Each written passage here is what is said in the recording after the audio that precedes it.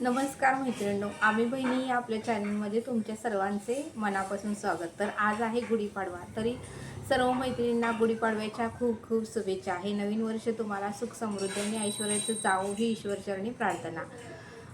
तर बघा, आजचा दिवस खूप 3:30 मुहूर्तापैकी काय बरेच जण सोनं खरेदी करतात। त्यांच्या म्हणजे आर्थिक परिस्थितीनुसार बरेच जण आपल्याला आवडीनुसार वस्तू खरेदी करतात। सोनं तर आता खूप महाग झालेलं आहे, पण तरी पण ज्याला आवड आहे ते अट्टहासाने खरेदी करतच। चला मैत्रिणींनो, आजचा दिवस कसा गेला ते तुम्हाला सांगावं म्हणून मी हा व्हिडिओ बनवत आहे। तर मैत्रिणींनो बघा, अशा पद्धतीने सकाळ झाली होती, सूर्याचं दर्शन घेतलं। मुलं ही आज सुट्टी होती म्हणून खेळायला बाहेर आली होती। त्यांच्या इथे बॉटल डबे वगैरे दिसतच आहेत। बघा, म्हणलं आता फुलं वगैरे न्यावी देवपूजा करण्यासाठी। फुलं वगैरे सगळीकडे बघितली, फुलं कुठेही सापडली नाहीत मला। होती पण एकदम वरच्या टोकाला होती, ती काय हाताला येत नव्हती। त्याच्यामुळं म्हटलं आपण खाली असेल तरच तोडूया, वर असेल तर राहू देत, म्हणून मी काय तोडली नाहीत। आज गुढीपाडवा असल्यामुळे सगळ्यांनी फुलं तोडून नेली होती।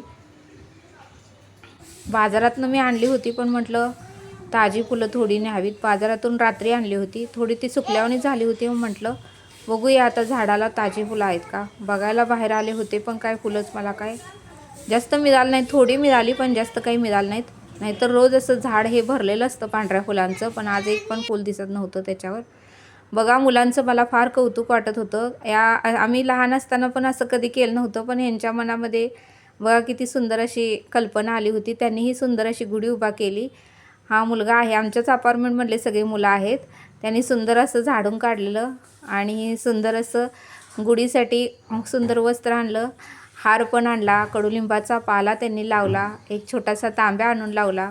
खूप सुंदर अशी त्यांनी गुढी उभा केली। पांढरी रांगोळी काढली होती, पण मीच त्या मुलीला म्हटलं की माझ्याकडे रांगोळी आहे, तू घेऊन जा। मग त्यांनी आता ती पांढरी असलेली रांगोळी पुसत आहेत आणि सुंदर आम्ही रांगोळी काढतो असं म्हणाले मला। आता त्या रांगोळी काढतील। आणि खूप त्यांचं असं मला कौतुक वाटलं की किती छान त्यांना कल्पना सुचली, की त्याही मानेने त्यांच्या मनात ही कल्पना तर आली की आपणही ही गुढी उभा करूया, पूजा करूया। आणि त्यांनी मला प्रसाद पण दिला। मला फार नवल वाटलं त्यांचं। सगळ्याच मुलांना शाळेला सुट्टी असल्यामुळे त्यांनी गुढी उभा केली। मग बघा, घरात आले, पूर्णपणे सर्व मशीनची पूजा वगैरे करून घेतली, कारण मशीनमुळेच आपल्याला 4 पैसे मिळतात। ती ही आपल्यासाठी लक्ष्मीच आहे। सर्व कात्रींची, सर्व साहित्यांची पूजा करून घेतली। दारासमोर सुंदर अशी रांगोळी काढली। एरवी काय मी काढत नाही, पण सणासुदीला वेळ जातो, पण जरी वेळ गेला तरी मी सुंदर आणि ॲट्रॅक्टिव्ह रांगोळी काढते। का तर आपल्याला प्रसन्न वाटतं, सकारात्मक विचार येतात। रोज आपण वेळेचाच जर विचार करत बसलो तर आपल्याला कधी आनंद मिळणार, आपण कधी सण उत्सव साजरा करणार। त्याच्यामुळं जाऊ दे म्हटलं वेळ, पण आज सुंदर असं मस्त दिवस आज घालवूया। सुंदर अशी रांगोळी काढली, गुढीची पूजा उत्तमरित्या साजरी केली, गुढी उभा केली। आईनेही गुढीची पूजा केली, मीही पूजा केली। सुंदर गुढीसमोर रांगोळी काढली, नारळ फोडला। हे नवीन वर्ष म्हटलं सर्वांना सुख समृद्धी ऐश्वर्याचं जावो। जे काय महायुद्ध चालू आहे तेही संपावं, सर्वांना लवकरात लवकर गॅस मिळावा ही तिच्या चरणी प्रार्थना केली मी। कारण आता बघतच आहे गॅसची टंचाई चालू आहे। त्याच्यामुळे आपण मनापासून जर प्रार्थना केली तर ईश्वर आपलं नक्कीच ऐकतो।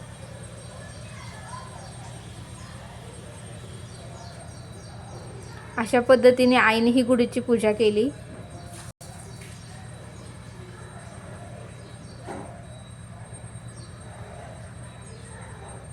आज ती काही कडुलिंबाच्या फुलांचा पालांचं पण चटणी करायची असती, ती खाल्ल्यामुळे वर्षभर आपल्याला कुठला आजार वगैरे होत नाही।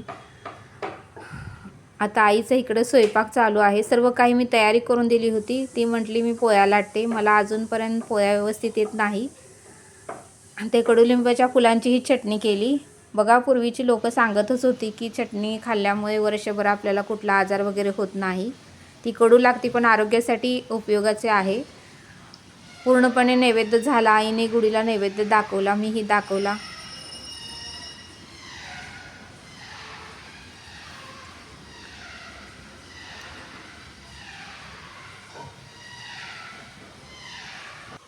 मग घरातल्या देवाऱ्यात ही नैवेद्य दाखवला, पूर्णपणे पूजावस्थी केली. चला मित्रांनो, भेटूया नेक्स्ट व्हिडिओ.